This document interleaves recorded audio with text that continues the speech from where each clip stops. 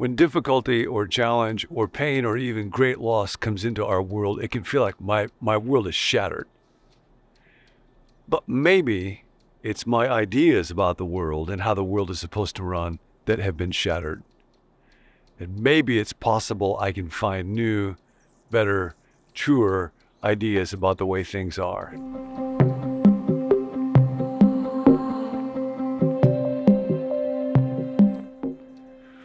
We are the fellowship of the withered hand.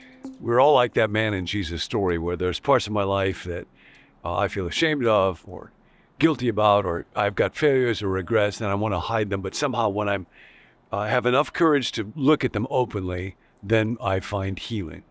And that's the journey we're on together as the fellowship of the withered hand. And I want to talk today about rebuilding what might be called your assumptive world. I'm going to do it by beginning to look at Job. A quick word on this. We'll be spending some time together walking through a book I've mentioned before. It's by a Christian philosopher. Her name is Eleanor Stump, Wandering in Darkness. It's an incredibly good book. It's very dense. It's very long. But part of what she does is to treat with incredible profundity biblical stories about Job and Samson and Abraham and Mary in the New Testament. And we're going to walk through those together. What I want to think about right now is Job. We'll spend several days on him.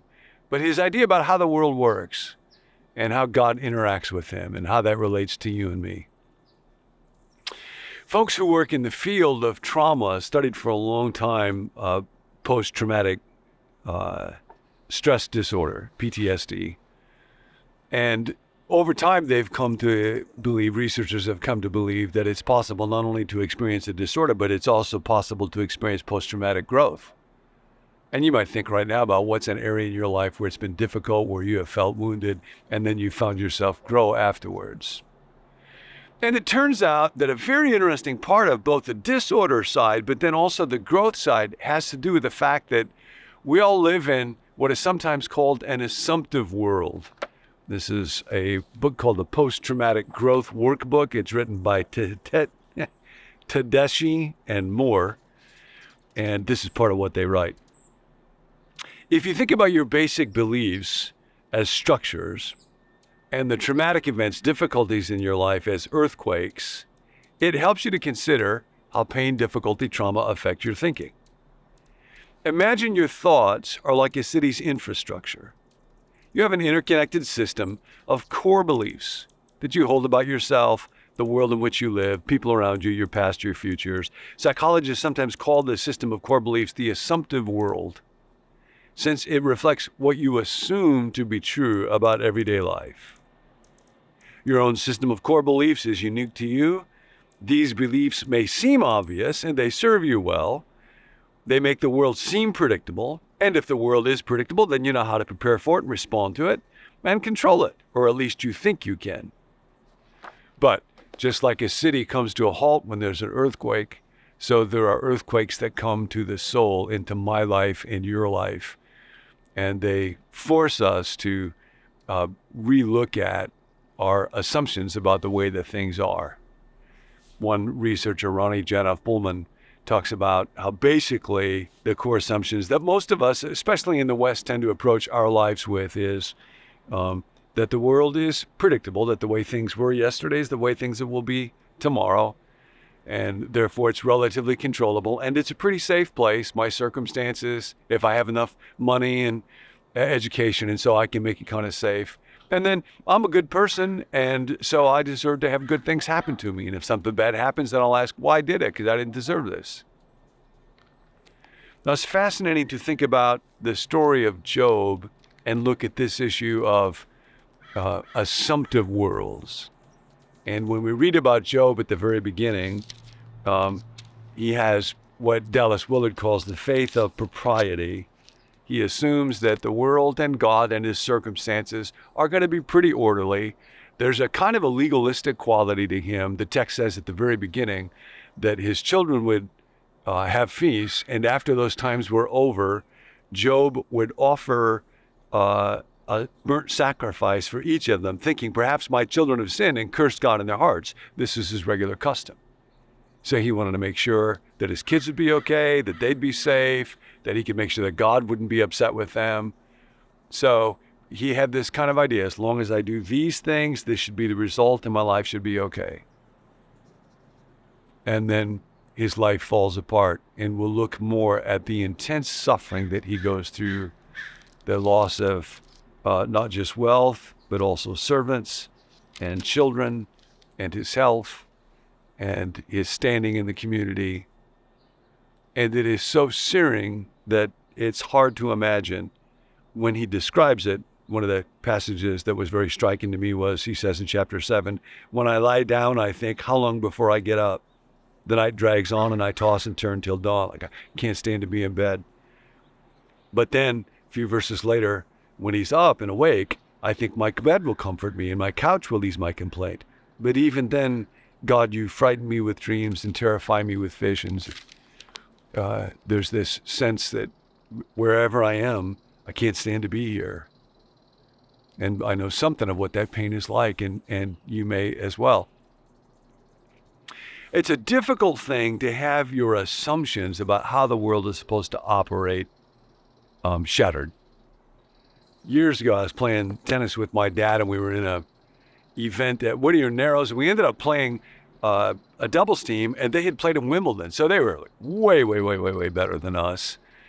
And I kind of knew they were probably not trying their hardest, but we were losing, but we were having some good points with them, and I thought, this is actually kind of fun. I'm better than I thought. And at one point, my dad had served, and the guy in the ad court was hitting a backhand return, and he was just kind of chipping it rather gently, deep back to my dad. My dad was no longer hitting serves as hard as he did 30 years earlier. And so I decided right at that moment I would poach, and I ran across the court and smacked that return away for a winner. And I thought, this is great, until the next time my dad served to that guy, and he hit his shot about 1 inch over the net. The exit velocity leaving his racket was way faster than it was when it came into his racket. And it had tremendous topspin on it. And literally it went between my legs. And my assumptive world was shattered. I was not as good as I thought. The world was not a safe place for me to be. And I could not control or predict what was going to happen next. Now, when that happens to us, not just on a tennis court, but in our life, it feels like everything is over. And it's fascinating in Job's story to look at people's assumptive worlds. And I want you to think about your own assumptive world right now. What are the assumptions that you live on? What do you just assume is going to be true when you wake up in the morning? And then think about a time of difficulty or grief or pain or inadequacy in your life. And how has that shaken things up?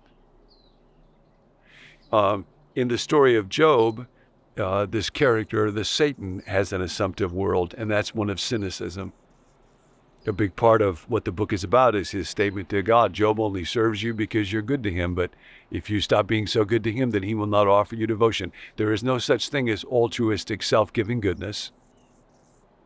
And then there's Job's wife, and when suffering comes, her basic assumption is, well, you can't count on God, it's just despair. Why don't you just give up? And then there's Job's comforters, and their assumption is, Job, if you're good, good things will happen to you. If you're bad, bad things will happen to you. In our day, what we call the prosperity gospel. As long as I've got enough faith, as long as I'm living a good life and honoring God, my life will be filled with good things. If not, then I've messed up someplace. That's their whole point, chapter after chapter. And what happens to Job at the end of the book in chapter 42 is his assumptive world, which was shattered, gets rebuilt. We'll talk about this more, not today. He has a vision and encounter with God. And he says, before this, I had heard about you, my ear had heard of you, but now I've seen you. Now I've interacted with you. Now I have experienced with you. I have experienced you.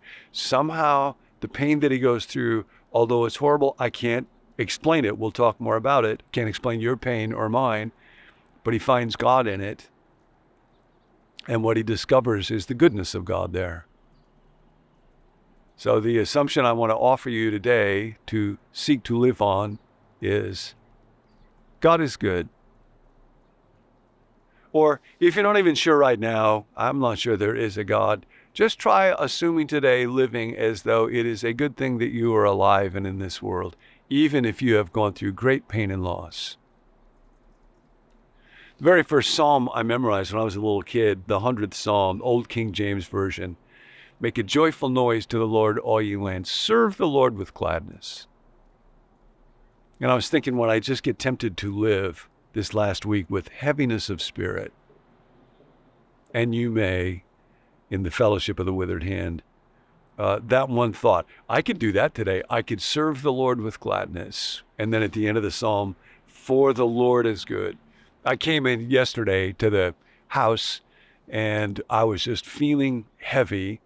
And I walked into the kitchen and there was music going on. So Nancy did not know that I was home. She was making a bean salad for somebody and she was literally dancing with joy. And I thought I could do that. I was just a little picture. I'm the one that had read. I'm the one that looks at and teaches this kind of stuff. Serve the Lord with gladness. But she was actually doing it. She was doing an act of service for somebody with great joy. So today, whatever is going on in your life, whatever inadequacy, whatever pain, whatever shame, whatever difficulty, we are the fellowship of the withered hand. We don't pretend. We don't hide. We just bring ourselves to each other. When your assumptions about the world have melted down, just try this one today. The Lord is good. Serve with gladness. Stretch out your hand. Hey, thanks for joining us. My name's Tim, and I'm a part of the team here at Become New. Be sure to subscribe so you don't miss any future videos from John. And you might like to know that John has hundreds more videos just like this one at our website, becomenew.com. You can go to the library there and browse and find something that might speak to you right now. You can also sign up for the email that goes along with each video there, or to receive a text alert whenever a new video is released. We wanted to let you know too that John's releasing a new book this February titled Steps, and we're really excited about it. You can pre-order that book at Amazon if you're interested, or if you want to just find out more information, you can do that at becomenew.com/steps. If you've got a prayer request, there's a group of us that meet each weekday, Monday through Friday, to pray for viewers just like yourself. You can send us that text request at 855-888-0444 or at our email connect@becomenew.com. Thanks for joining us. We'll see you next time.